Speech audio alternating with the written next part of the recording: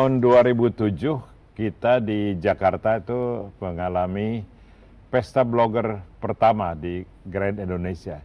Tapi jauh sebelum tahun itu, beberapa orang sudah melakukan kegiatan blogging. Bahkan pesta blogging itu sudah merayakan kehadiran banyak blogger.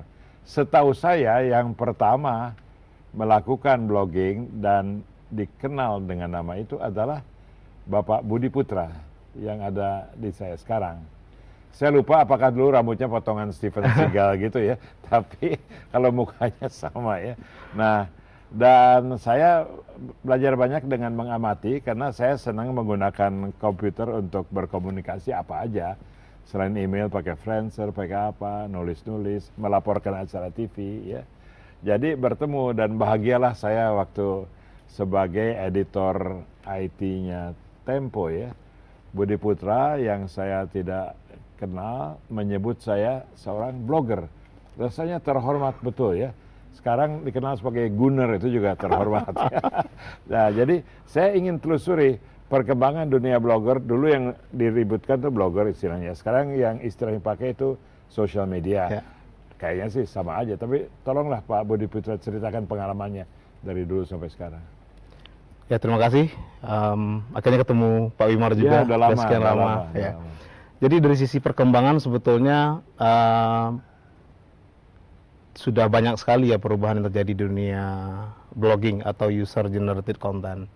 Pada awalnya orang hanya memanfaatkan fasilitas blog, kita sebut dengan blog, untuk nulis, mengekspresikan diri, terus dibaca oleh pembaca, terus dikasih komentar dan lain sebagainya.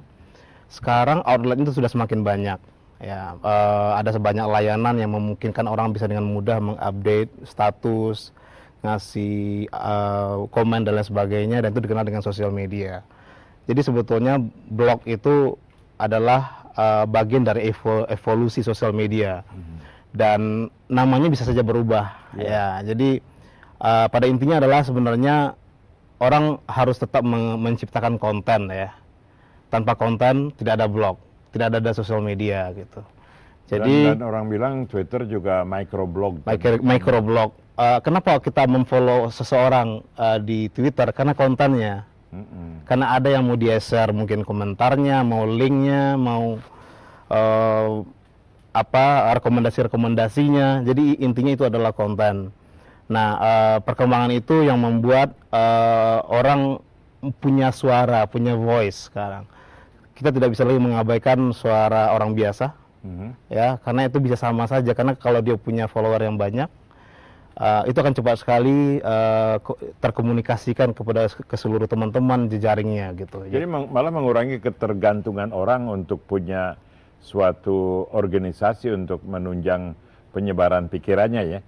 Partai aja sekarang orang tidak punya partai pun bisa mempunyai pendapat yang dijalankan. Dan juga Pak Budi Putra, ada aspek ininya ya, dulu kan hobi begitu ya, kemudian bahkan bisa menghasilkan income, bahkan lebih dari menghasilkan income, menghasilkan capital gains besar.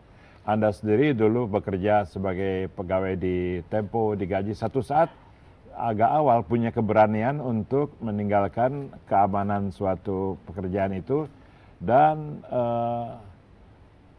bekerja dengan menggantungkan eksistensinya dari blog sosial media. Itu apa yang menentukan pilihan Anda di situ? Jadi intinya adalah memang butuh keberanian ya, keberanian, tapi itu diawali oleh sebuah riset ya yang cukup kuat. Karena pada saat itu saya melihat blog sudah sangat berkembang di Amerika dan di Eropa ya. Beberapa teman di sana sudah mulai memilih blogger sebagai suatu pilihan hidupnya. Jadi saya dikenal sebetulnya sebagai salah satu dari blogger profesional yang pertama. Iya, blogger profesional. Iya, jadi bukan blogger yang blogger dari awal banyak teman-teman yang sudah mulai. Ya, betul. Oke, jadi terus saya pelajari kalau saya mau masuk ke sini, terus bagaimana caranya? Jadi ada dua pendekatan sebetulnya orang mau menjadi full time blogger atau profesional blogger. Betul-betul punya sebuah blog yang rame pengunjungnya sehingga bisa dimonetisasi iklan. Atau yang kedua sebagai freelancer aja, nulisnya jago, dia nulis ke blog-blog besar di luar, Iya, iya. ada honornya. Nggak ada. Ada honornya. Oh, ada Dan honornya, itu oke. besar sekali. Oh, Ya. oke, oke. Saya memilih itu. Ya, jadi saya menulis Oh, yang dulu apa tuh? ada Slice Phone, ada ya, macam-macam, betul, ada ya. CNET Asia dan lain sebagainya. Iya. Jadi seperti kayak menulis di majalah juga sebetulnya Pak Betul, Wimar. betul, ya. Ya. Nah, pada saat itu karena yang menulis soal teknologi masih sangat sedikit dan sementara banyak blog-blog besar di luar itu butuh penulis dari Asia. Ya, ingin tahu juga keadaan. Iya, bagaimana insight dari Asia. Di situ saya melihat peluangnya. Jadi saya memutuskan keluar dari Tempo menjadi full time blogger.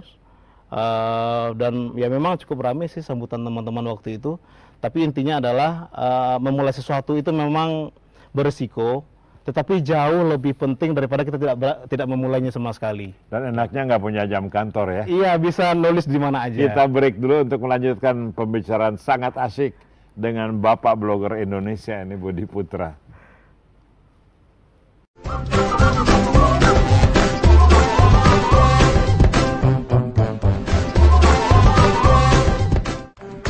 Apakah Anda tidak pernah mendapat kesulitan untuk dipercaya? Ini orang tidak mengerti mengenai Indonesia, nasionalisme tidak bisa dipakai. Berarti Anda sebetulnya bukan kartunis, tapi komunikator sosial. Sebenarnya saya muak dengan politik. Selamat berjumpa pada Wimar Show di stasiun televisi kesayangan Anda.